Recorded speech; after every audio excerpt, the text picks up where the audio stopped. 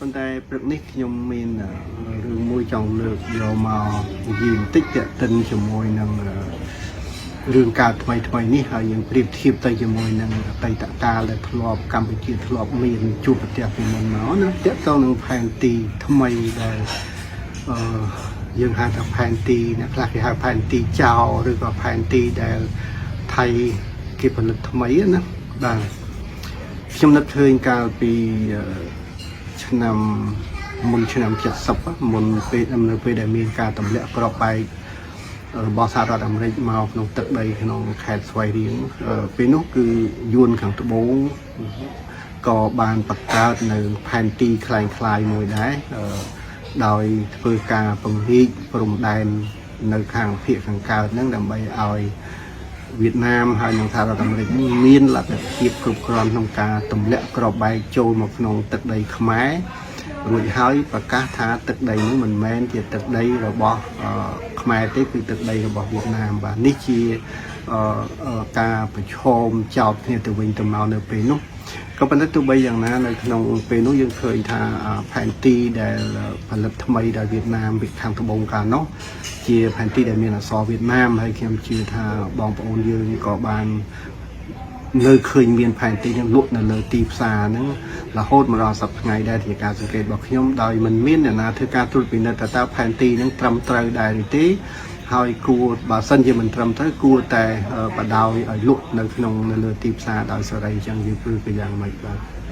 ហើយផែនទីហ្នឹងមែនតើទៅវានៅតែមានភាពចម្រុងចម្រាស់មកដល់សប្តាហ៍ថ្ងៃហ្នឹងឯងតើតទៅនឹងការវាស់វែងព្រំដែនអញ្ចឹងអានេះខ្ញុំលើកនេះមិនមែនមានចេតនានយោបាយទេក៏ប៉ុន្តែគាត់លើកឡើងថារឿងមួយបន្តិចដែលគេធ្វើ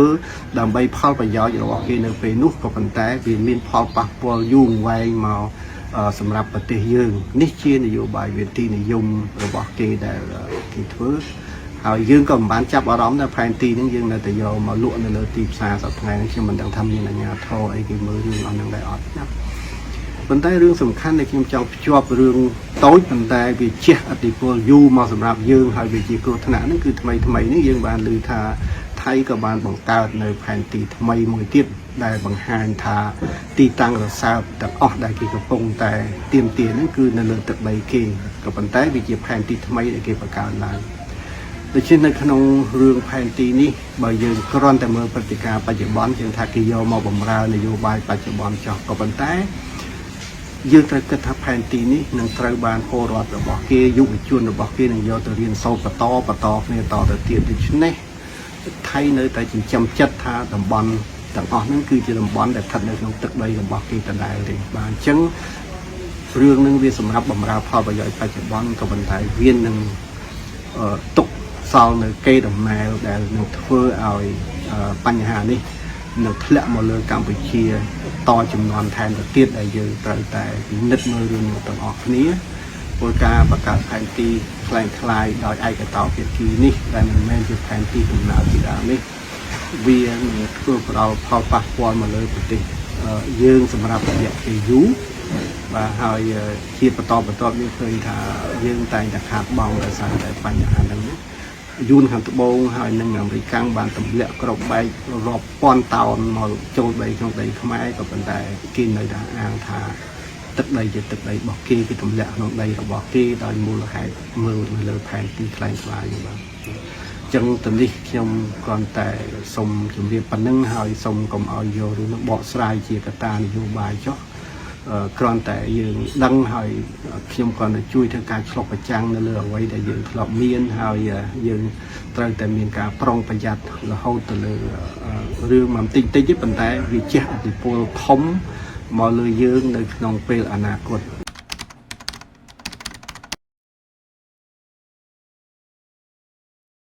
ហើយខ្ញុំបាទចង់នឹកឃើញរឿងមួយទៀតដែលចង់បន្ថែមជូនដើម្បីឲ្យបងប្អូនជ្រាបខ្លះព្រោះពួកខ្លាចអត់បានដឹងហើយអត់បានចាំកាលពីប្រហែលជាង15ឆ្នាំមុននៅពេលដែលយើងមានហៅថាការឈ្លានពានអំពីកងទ័ពថៃកងទ័ពសៀមមកលើប្រាសាទព្រះវិហារនៅពេលហ្នឹងគឺថាយើងទូរទស្សន៍នៅស្រុកខ្មែរយើងកាលនោះមានតែ CTN មួយទេបាទ CTN មួយទេអញ្ចឹងនៅពេលហ្នឹងយើង ទូហ្នឹងដែលយើងទប់ទល់ជាមួយនឹងប្រព័ន្ធផ្សព្វផ្សាយរបស់សៀមដែលវាវាយប្រហារមកលើទឹកដីកម្ពុជានៅពេលហ្នឹងហើយគឺថាយើងមើលឃើញដឹងថាសៀមគេមានក្រុមគេមួយគេគិតគេពិចារណាគេមានធីងថាំងគេមួយធីងថាំងគេហ្នឹងគឺថាគេមានសុទ្ធតែរដ្ឋមន្ត្រីផងគេចាស់វាមានតាំងពីចៅហ្វាយក្រុងបាងកកអីជាដើមបាទហើយពួកនេះគេហៅថាគេមានឈ្មោះគេវិមានព្រះអាទិត្យហើយពួកវិមានព្រះអាទិត្យនេះគឺថាសុទ្ធតែពួកមន្ត្រីធំរបស់សៀមហើយនៅពេលហ្នឹងហើយគេធ្លាប់ដៀលខ្មែរយើងគេដៀលខ្មែរថាយើងនេះគឺថាសុទ្ធតែជាពូជពងចេញមកពីសត្វដេរិឆាន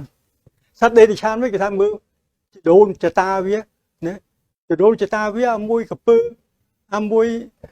មួយហៅថាជាប្រគួយពីនៀកជាអីចឹងទៅអញ្ចឹងនៅពេលហ្នឹងដែលពួកនេះជេរយើងហើយចុះតាមកសែតចុះតាមនេះទៅទៀតបាទចុះតាមឯទូទៀតហើយនៅពេលហ្នឹងដែលខ្ញុំបានចង់ជម្រាបខ្ញុំហ្នឹងដែលជាអ្នកសុំទោសអួនតិចជាអ្នកតតាំងនៅតាម CTN នៅពេលព្រឹកមក7ព្រឹកដើម្បីបញ្ជាក់ប្រាប់ឈាមថាខ្មែរចេញមកបថោនាងនេះចេញពីត្រីពីកពើចេញពីសត្វដែលគេថាដេរិឆានខ្ញុំប្រាប់ទៅសៀមវិញឲ្យយល់ថាសត្វដេរិឆានទាំងអស់ហ្នឹងសុទ្ធតែបានជួបជាមួយនឹងព្រះពុទ្ធនៅលើកោះដែលហៅថាដើមធ្លោកបាទហើយមួយទាំងអស់ហ្នឹងព្រះថោងហ្នឹងជាណាបានថ្វាយអង្គមព្រះហើយព្រះនឹងបានចង្អុលប្រាប់ទៀតបថោងនឹងហើយដែលត្រូវតែទៅជាមនុស្សត្រូវជាអ្នកដែលប្រកបប្រកាសទឹកដីកម្ពុជាហើយនាងនាគនឹងណាគឺជាកូនស្ដេចហៅថាឋានៈណាហៅថានាងនាគអញ្ចឹងបានថាមិនមែនដោយពួកសៀមដែលវាអត់ស្គាល់ពុទ្ធសាសនានឹងទេអញ្ចឹងកន្លែងនេះខ្ញុំបានសូមរំលឹកនៅពួកអីហៅថាវាមានហៅថាព្រះអាទិត្យសៀមវាធ្លាប់ជេរយើងកន្លែងហ្នឹងខ្ញុំនឹកឡើងនៅពេលនេះថាឈឺចាប់ដែលពួកនឹងវាមើលហើយដែលវាអត់ដឹងស្គាល់ប្រវត្តិថាតើប្រវត្តិពួកសៀមវាចេញមកពីណាណាចេញមកពីណាអញ្ចឹងកន្លែងហ្នឹងបើសៀមមិនចង់ឲ្យជាប់ប្រវត្តិមួយខ្មែរទេខ្ញុំបានគ្រាន់សូមផ្ដាំផ្ញើថាឲ្យទៅឈូសអាដែលប្រាសាទខ្មែរមានប្រមាណនៅលើទឹកដីសៀមសម័យហ្នឹងទៅអានេះបាត់ផុសតាងអ្វីដែលជាប្រវត្តិសាស្ត្រដែលជាហៅថាទឹកដីរបស់ខ្មែរហើយអ្វីដែលជាវប្បធម៌សៀមប្រៅសពថ្ងៃហ្នឹងជាវប្បធម៌របស់ខ្មែរវប្បធម៌ដែលពួកអ្នកឯងថាជាសត្វដេរិឆានហ្នឹងប្រាសាទខ្មែរហ្នឹងមានប្រមាណពិភពលោកគេទទួលស្គាល់ហើយអ្នកឯងឈូសហើយក៏គេនៅដឹងថាទឹកដីជាទឹកដីខ្មែរប្រាសាទខ្មែរជាសាក្សីបាទទឹកដីខ្មែរជាសាក្សីវប្បធម៌ខ្មែរជាសាក្សីអក្សរខ្មែរជាសាក្សីទៅទៀតដូច្នេះខ្ញុំមកជឿថាអស់លោកអ្នកប្រាជ្ញសៀមពិចារណាឲ្យមែនតើហើយកុំភ្លេចកាលពីហៅថា15ឆ្នាំមុនគឺថាអ្នកឯងបាន